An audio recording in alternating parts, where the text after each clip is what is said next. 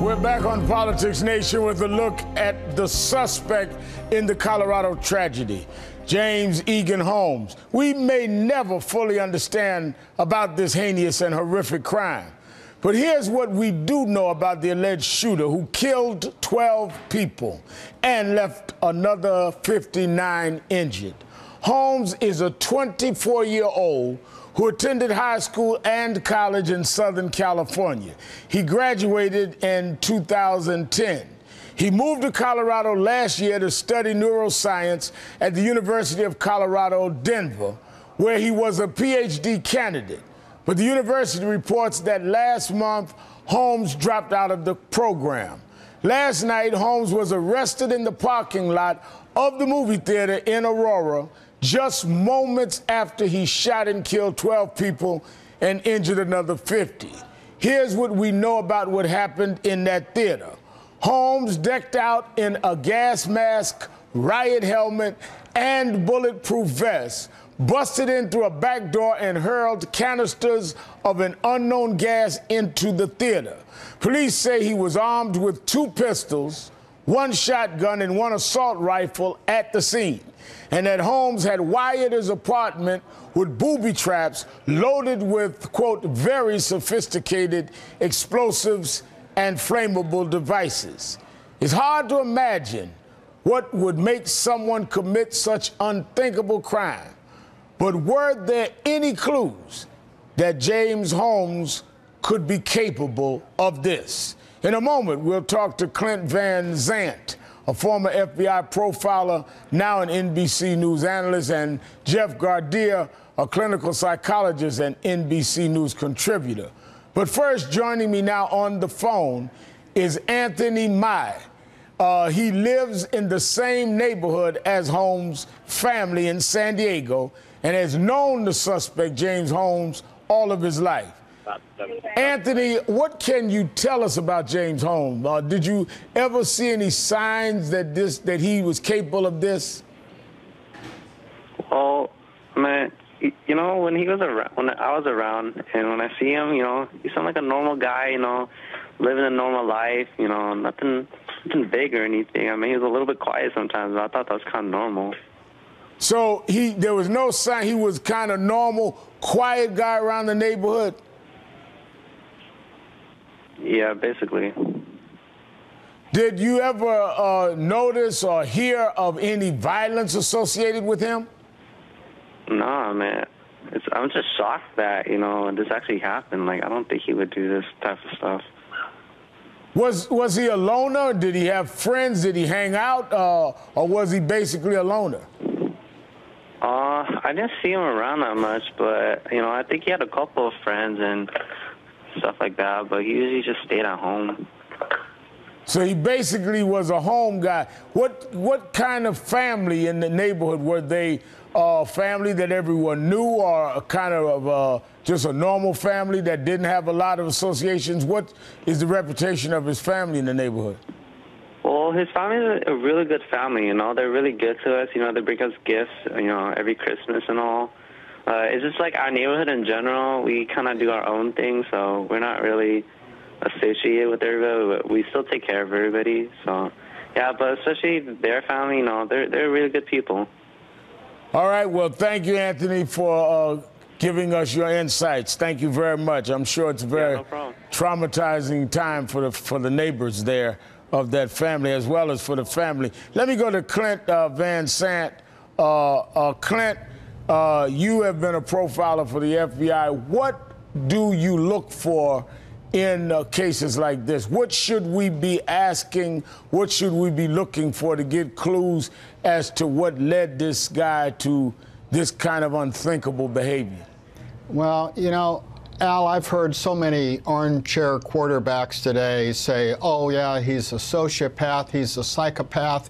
You know, we try to put labels on people, and then we try to say, well, that's the cause, and then we want to say, well, how can we heal somebody then based upon that? Do I wish that, you know, your other guest, Jeff, or somebody else would have had some time to sit down with this guy within the last month or two and say, you know, you're expressing some anger, some frustration, some rage. rage. Let me help you find some socially acceptable ways to work this out. Sure, I wish that would have happened, but anybody who says they can 100% predict violence or human behavior, I mean, I think they're kidding us, Al, and I think when this goes to trial, if it ever does, you're going to see one psychologist, a psychiatrist on the defense and one on the prosecution, and they're probably going to have different opinions because there's different things that motivate people at different times in their life. Even though we look at human behavior as a bell curve, we're still not that predictable.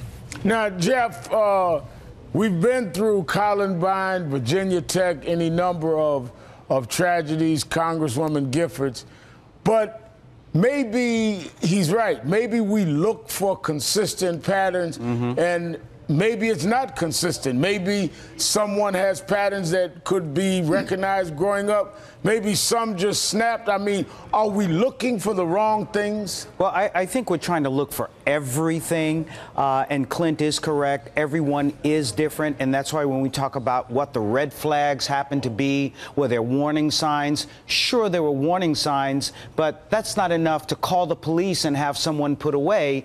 It's a warning sign to get them some mental health help. But there's things that we see. There are patterns. A lot of these people tend to be isolated, have very poor social skills, maybe paranoid, certainly are angry, and I think that's an understatement with someone who's shot 71 people and 12 people are dead. But I think what we're seeing in this guy that may be a little bit different is that he was a very smart individual working on a PhD in neuroscience. So something was going wrong.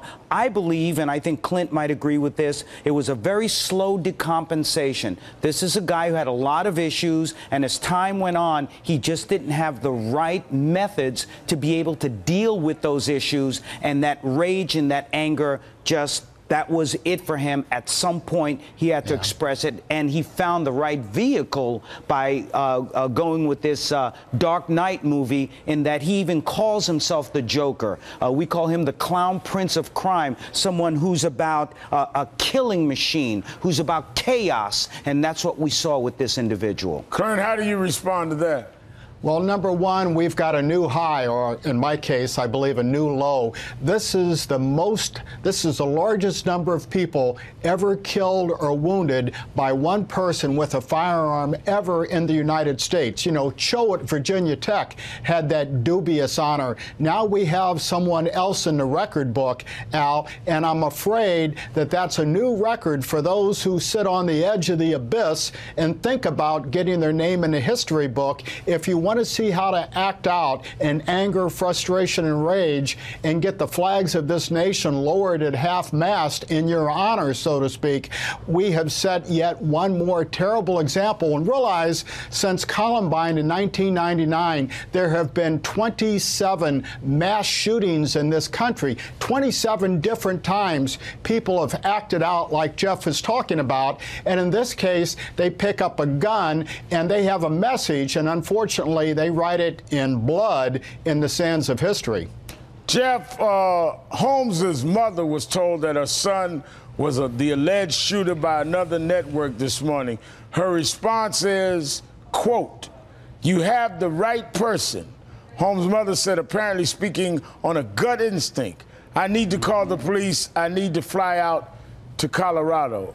What, if anything, could that mean? Oh, and I think this is something that all the experts would agree on, Reverend. The parents know their children. The parents know when their children have issues with delusional thinking, the isolation, the rage, the anger. The problem we run into is that we cannot get these kids committed to get the proper mental health treatment. They won't take medication. So we see them decompensating, and it breaks our heart as parents, but we know what's going on. Some parents may be in denial about it, but his parents knew.